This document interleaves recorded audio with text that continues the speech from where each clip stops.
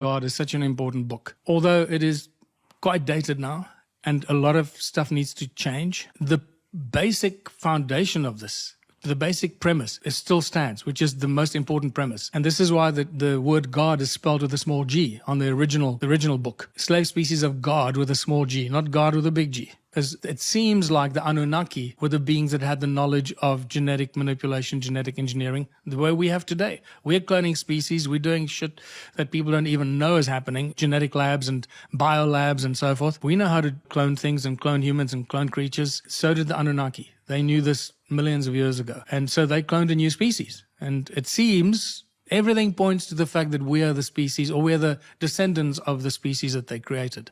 And that's why it's spelled with a small g. Just because you got the knowledge of genetic manipulation doesn't mean you created the heavens and the earth. And there's a big difference. So the slave species of God, the most important job that book does is to draw the distinction between God with a big G and the gods with a small g. The book of Enoch was part of the Bible. The book of Enoch really goes to some extremes. I mean, he says that the large giants were 3,000 ells. 3,000 ells tall. Now, an ell is from there to there, so that's about half a meter.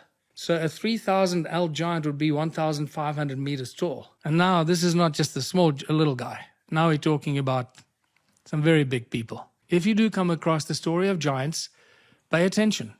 Read as much as you can, absorb that information, make notes, write it down, and go and research it. Because you'll find every ancient civilization, the oral history, the oral tradition talks about giants in great detail. And different giants. We're talking about the small ones, like Anunnaki, that were maybe twice or three times the size of humans. We talk the slightly larger ones that are like, 15, 20, 40 meters. Then we got the 100-meter giants. Then we got the 300-meter giants. We got the 500-meter giants.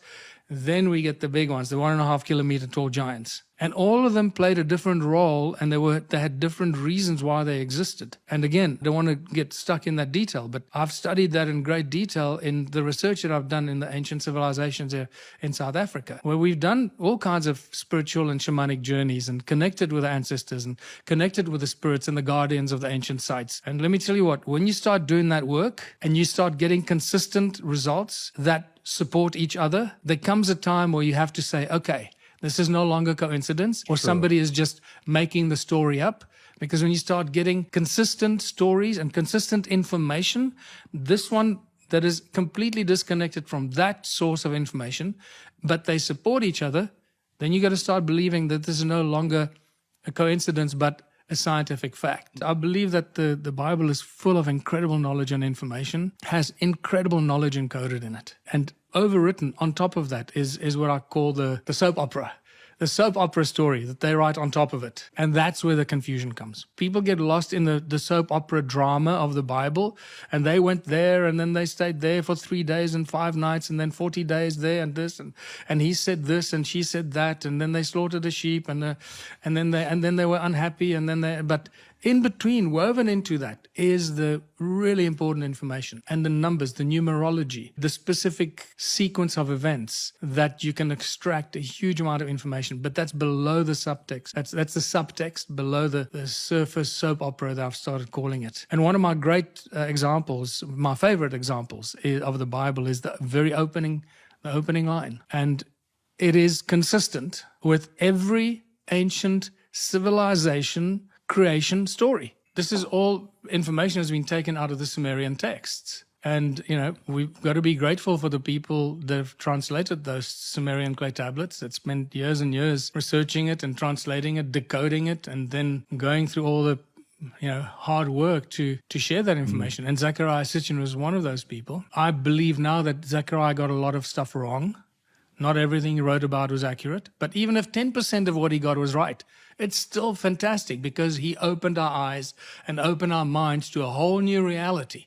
So stop talking about Zecharia Sitchin was wrong. I don't care if he was wrong. Even if he was 1% correct, he opened the eyes of billions of people around the world and taught us that our mythology is our true history and is not just a figment of somebody's imagination. The story of the Anunnaki is that they came to Earth, who knows from where, from some other dimension. Now, again, we can go into that discussion, and that goes into areas that some people will be very uncomfortable going. This is why when you start studying this, you've got to have an open mind and be prepared to get information that is going to make you feel very uncomfortable to start off with. Really uncomfortable. And it took me some time to process a lot of this and to digest it and to become comfortable with it, or to bring it into even to accept it as a possibility. But I've gone through it, I've done it, and it no longer scares me, because some of the stuff is really scary and disturbing to the point where you actually don't want to deal with it, because it's that disturbing. And we're talking about disturbing from a sense of evil, like pure evil, disturbing from a sense of understanding that there are beings and people and other beings, possibly aliens, that have the capacity of magic, of manifesting things instantaneously, like the Green Lantern, the movie, that kind of reality. And you've got to be able to embrace that. Otherwise, just walk away from it and leave it alone. Don't mess with it. Study all the stuff. Take it in as information, as knowledge. Process it whichever way you want, but don't get stuck in it. Don't get obsessed with it and get stuck in one rabbit hole, because there are an infinite number of rabbit holes. I call it the terrible truth. We have to know the terrible truth. We have to deal with the terrible truth to be able to understand what not to do and where not to go, and learn from that so that we start to understand where we are going as a species and how we should be behaving and moving into a future that will be prosperous and beneficial to all of us. So we read in the Sumerian text that these beings called the Anunnaki, came to Earth from wherever, and they came here to mine gold. And there you see the connection, the obsession with gold. And again, you can test it.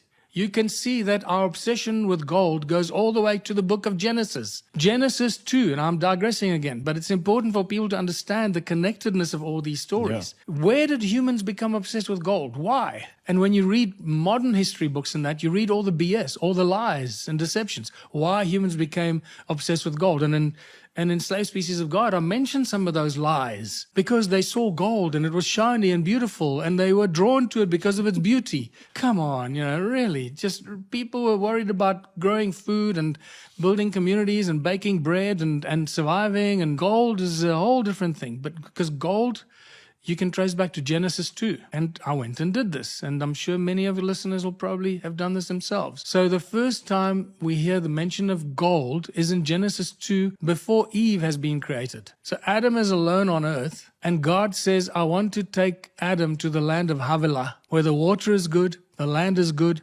and there is gold. Why would God be obsessed with gold? Can you see? Now, with that statement, we draw a difference between God with a big G, who doesn't care about gold, and the gods with a small g, that are obsessed with gold. So whoever was manipulating Adam and wanted to take Adam from this place to that place because there's gold, we need to start to read between the lines and start differentiating between when does the Bible refer to the creator of the universe, the God with a big G, and then the malicious, evil beings called the Anunna or the Anunnaki or the Elohim or the Nephilim or the Zanzimim, because those are the malicious beings that were abusing humanity. The sons of God saw the daughters of man and they came down from the heavens and they had sex with the daughters of man and created a whole new species. And that was a serious event. There's a huge controversy about why they were obsessed with gold. I've reached a completely different conclusion now. And they were so obsessed with it that they would go to extreme lengths to get it, like extreme lengths to get it, which means it must have been really, really important to them. It's not just something that they wanted. It's something that they needed to survive. Okay, so if we can agree on that, then a lot of things will start making sense. Because many of the things that we read about how the Anunnaki behaved, what they did, and why they cloned a new species called the Adamu race. Adam, same thing. So the Sumerian texts talk about Adamu. The Bible calls it Adam. And now we start seeing the connection between this ancient Sumerian texts that were much older than the Bible or any of the other ancient scriptures.